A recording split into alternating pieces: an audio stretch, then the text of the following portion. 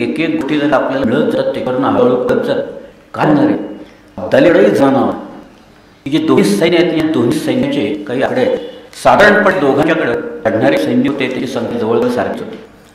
ते जवळ एक सगळे मिळून 50-55,000 लढाऊ सैनिक होते. पण अब्दालीकडे बुंगे खूप कमी होते आणि मराठ्यांच्याकडे बुंगे फार होते. लाख बुंगे मराठ्यांकडे. ही जी तफावत त्यावेळी मुवमेंटमध्ये लागली तफावत त्यासारख्या या म्हणूनच काल मी म्हटलं की बाजीराव पहिल्या ह्याच्यापेक्षा आसपास पटीने जास्त वेळ सदाशिव भाऊ लागतो. तोफा त्या यावेळेसाठी इब्राहिम खान गार्देला हा पूर्ण तोफा नव्हता. तो ट्रेंड होता. हुसेन ट्रेंड लिहिले होते. त्यांचे शिपाई होते त्याच्याकडे बंदुका होत्या. त्या चालेल फ्रेंचांनी केले त्या बंदुका होत्या आणि ते सगळे पायती लोक होते. त्यामुळं त्यांना मानही जास्त होता ना पगारही जास्त होता आणि त्या पाठोपाठ सगळे आपले लोक होते. अजून एक गोष्ट सांग छोटे छोटे कुठे ते मिळत जात आपल्याला हे असे पुरावे.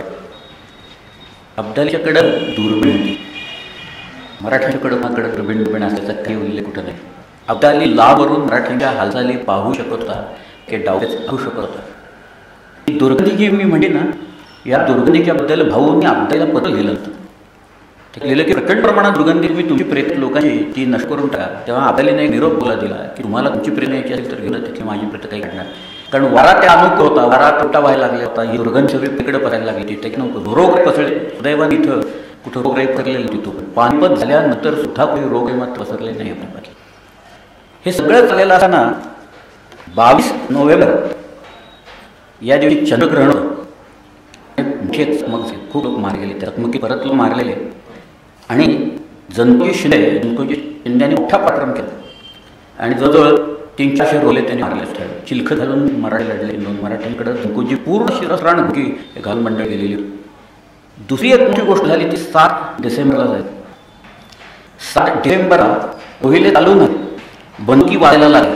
मराठी मंडळी बाहेर आली आणि ती तिथं आलेली असताना बळवंतराव मेंढळे हे जे भाऊ मित्र होते बळवंतराव मेंढळेंनी 2 वर्षाआधी कडाप्पाच्या बाबाचा प्रभाव केला होता. त्यामुळे त्यांना एक असं मन मिळायला लागलेलं होतं. या बळवंतराव मेंढळे धावत आले असताना बळवंतरावना गोळी लागली. बळवंतराव पडले. रोहित तिथं गेले आणि त्यांनी मुंडकं तलवारी कापूनणारे एवढे मराठी धावून गेले. त्यांनी रोहिलांना बळवून दिलं आणि बळवंतरावांचं ते घेऊन आपल्या हातात आले. प्रचंड शोक व्यक्त करण्यात आला. बळवंतराव पडले पण मोठा पडला. बळवंतराव मेंढळ्यांसारखा मोठा माणूस तिथं पडला.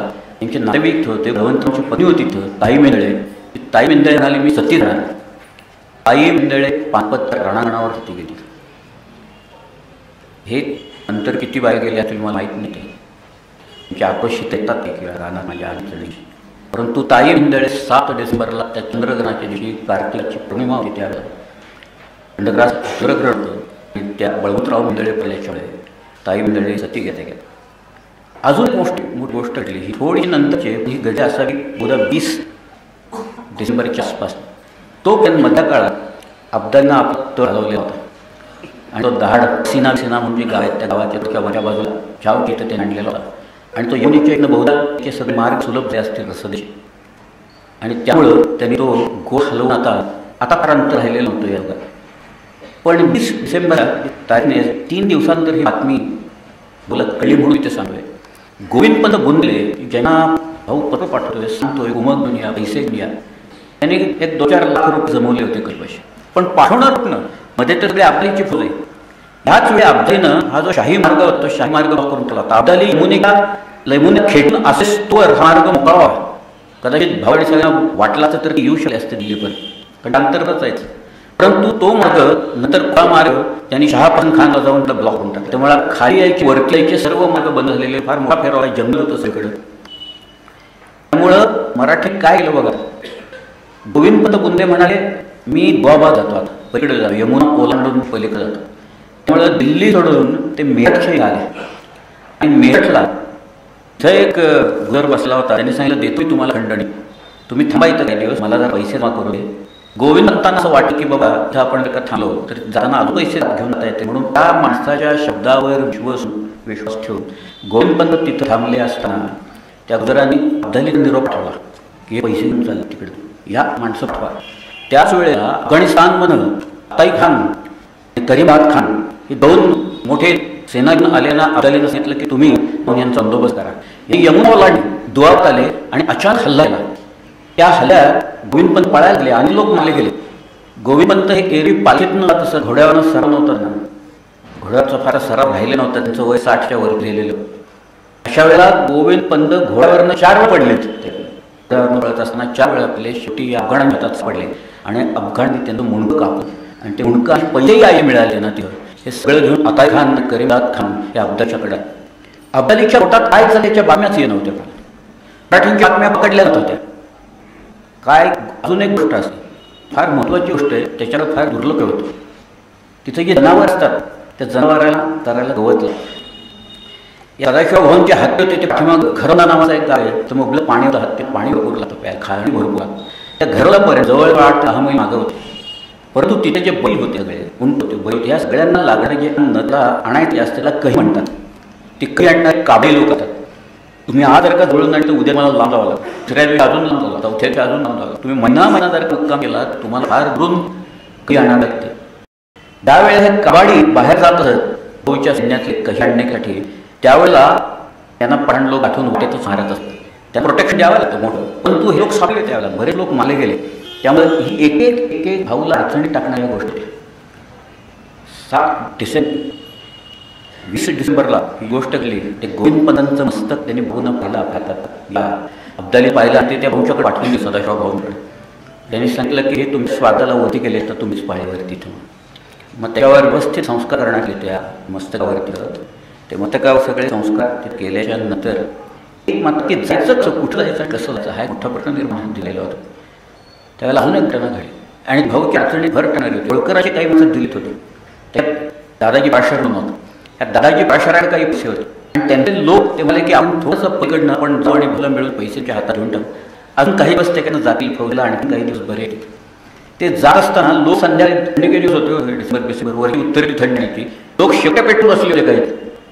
ते ह्या लोकांना वाटलं अरे आपलेच लोक बसले म्हणून तिथे जाऊन छोटी ती बसले शेकोड्यांना आणि ते माठी बोलायला लागल्यावर त्या लोकांना कळलं अरे हे आपले लोक नाही. त्यामुळे दिवसांनी निरोप ठेवले. त्याचे जी लोक झोले होते त्या उठवलं आणि त्यांनी या मठांच्यावर हल्ला केला. त्यातले पाशार तुमच्यावर लोक उठले पण पैसे गेले नाही, लोक मारले. त्या एक घटना सगळ्या धक्का देणाऱ्या घटना आहेत की नेमकं कायचं काय. खायला अन्न नाही आता, लोक मत आहेत, बैल मत आहेत, घोडे मत आहेत, चालेल. ही गोष्ट मी सांगतो ही जानेवारीमधली गोष्ट आहे. 2 किंवा 3 जानेवारीच्या आसपासची गोष्ट आहे. ह्या सगळ्या घटनांच्या घडल्यानंतर भाऊने एक दिवस ठेवलं, सगळं बोलावं. तो म्हणा आता हाल करूया, पण काही थांबायला नको. लोकांच्या हातातलं ताण निघून चाललं. जी आहे ती शक्ती जी आहे ती आपण लढायसाठी वाढू. अब्दाली सुद्धा सावधीनं वागत. अब्दाली दारू जपून करतो. अब्दाली एकेका माणसाचे पाण उगाच तो जाऊन देत नव्हता. सगळ्या माणसं राखून, कारण त्यालाही होत होतं आपल्याला जर का मराठा आले घालून जर सैन्य आलं त्यानं मोठं त्यांनी बसलो होतं नासाव्याच्या बरोबर. ते काल आपली मोठी पंचायत होईल. आपल्याला पाठीमागची जी आहे आपली बाजू मराठ्यांची ताब्यात. त्यामुळे इथून जर कोणी आता आपली मोठी पंचायत होईल. पण तो हल्ला करणं, तो स्वतः हल्ला त्याचं मनात आणत नव्हता. भावी स्वतः हल्ला त्याचं मनात आणत नाही. पण ते मन चंचल असं की आता तर आपल्याला जायला पाहिजे, तिथं जायला पाहिजे. 13 तारीख उघडली जानेवारीची 1761 मधली. 13 जानेवारी उघडली. पौष शुद्ध सप्तमी होती त्या दिवशी. आणि त्या दिवशी भाऊ साहेबांनी आपल्या सगळ्या लोकांना बोलावं आणि ते म्हणजे काय करायचं. ते म्हणाले सल्ला घेण्यात तो एक मोठा माणसाचा घडा आहे. इब्राहिम खान गारचा मी सल्ला घेतला. इब्राहिम खान तोकाने असला तर तो फ्रेंचांच्याकडे तयार झालेला. म्हणाले व्यूहरचना कशी करायची, आपल्याला फोडून जाईल, एक बाजू फाडून जाईल यांची उठली. आणि एकदा आपण दिली आणि आपल्याला चमक गेलो की आपल्याला मोठेही जाईल. असं म्हणून या इब्राहिम खान गारद्यांनी सल्ला दिला. एक युरोपियन लढाई पद्धत त्यांनी सांगितली. त्याला गोल करण्यात म्हणतात. म्हणजे सुरुवातीला या तोफायला माळ्या सगळ्या, त्याच्या पाठोपाठ यांनी कडवी लोक जे असेल लढणारे यांच्या हातात बंदूक आहे. त्यानंतर मध्ये असेल, मध्ये हुरात असेल, त्या हुरातीच्या पाठोपाठ भुंगे असेल आणि त्या भुंग्यांच्या पाठोपाठ सडी भाऊज असेल, तोफा 4 बोला असेल. अशी तिकट हे सगळं फिरवत लोकांनी लढत तिथं जायचं. एक ती पद्धती होती. तो म्हणाला निजाम मुलने गोल केला बघा, तो आठवत आहे उदगीला आपण फोडला. कारण मोठे पाठीमाग नगले गोलाच्या पाठीमाग जाऊन मारांनी हल्ले केले आणि इथं नको होता तिथून त्यांनी गोल फोन काढला होता. पण इथं का कसं असतं, एक गोल त्यांनी इकडे फोडला आणि स्वतः गोल करत मराठी निघाले होते. हा अब्दाने फोड टाकला. अर्थात त्याला पडताना आलेला होता. शेवटी विश्वराव पाडकेनंतर तो फोडा. परंतु ठेवलेलो असं कोण कुठं असेल त्यात आपल्याकडे जे सरदार होते ना त्यांची खूप मोठी यादी आहे. त्यात कोण होतं सांगू का, त्यात सफीराव विश्वराव तर होतेच, शमशेर हद्दर बाजीराव मुलगा होता तिथं, मसानीचा मुलगा होता, यशवंतराव पवार हे होते, सटोजी जाधव हे तिथे होते, संजी बक्कर हे इथे होते, तुकोजी शिंदे, मानाजी पायगुडे, सुभानराव माने, अंदाजी मानकेश्वर, बाजारी सुपेकर, खंडेराव नाईक निंबाळकर, संधाजी वाघ, दादी दरेकर, शाजी झांबरे, कदम चितोळे, हायवर हमडे, काकडे, पवार, कडू, शिंदे, हरवळे, काटे. आणि मला असं वाटतं की इथं बसलेल्या प्रत्येकात कोणतं एक गोष्ट तरी इथून निकी होता. आणि ही सगळी मंडळी निघाली. दुसऱ्या दिवशी मला आपण तयार करायला सुरुवात करायची. आदल्या दिवशी जे काही होतं धान्य आणि सगळे काही वाढून टाकतं गोविरोध राहिलेला की काही राहिलेलं होतं. गुळखोरं खाऊन मंडळी छोटी दुसऱ्या दिवशी पाटे होती. प्रातर्वेदी लोकांनी गेले, काही लोकांनी पूजा आटल्या आणि काही लोकांनी नंतर पूजा बिजा वगैरे सगळं झाल्यानंतर काही लोकांनी आंघोळ करून बसवलं. काही तो पाणी लागलं मला येत नाही, पण आंघोळ वगैरे सगळं करून बसतो. आणि आपल्याला पताच नव्हतं मराठी प्रवेश हल्ला करणार आहेत त्याचा. आदल्या दिवशी मराठ्यांच्या पोटात त्या गोष्टी झालेल्या त्याच्या हिरांनी त्या सांगितलं होते की कळायला हरकत नव्हतं काही. पण एक गोष्ट होती, आदल्या दिवशी काही गेले लोक पळाले नव्हते काबडे. ते मारे गेले काय की काब्याला जर उद्या जायचं ह्याचा पत्ता आला आणि ते लोक जर अब्दाली घरात जेवण सापडले तर आपल्याला महाराजांच्याकडे माहिती काढून घेतली. पण आपल्याला माहिती नव्हतं. दुसऱ्या दिवशी मराठाशी जमाजमा करायला लागले. ज्यावेळेला लोक सांगत आले त्यावेळेला अब्दाली दुर्बिणी सगळं पाहिलं, त्याला दिसलं. तो मला त्या दिसत कोण कुठे उभं आहे, काय आहे, कोणाचा रसाला आहे, कोणा बाकी घरात सगळ्याला दिसत असताना त्यांनी पाहिलं की इब्राहिम खान गारे यमुनेच्या बाजूला आहे, आग्रीच्या बाजूला इब्राहिम खान गारे, त्यांचा तोफखाना सगळा लागला आहे. त्यांच्या पाठोपाठ हे सगळे बंदूकच्यांचे उभे आहेत. त्यांना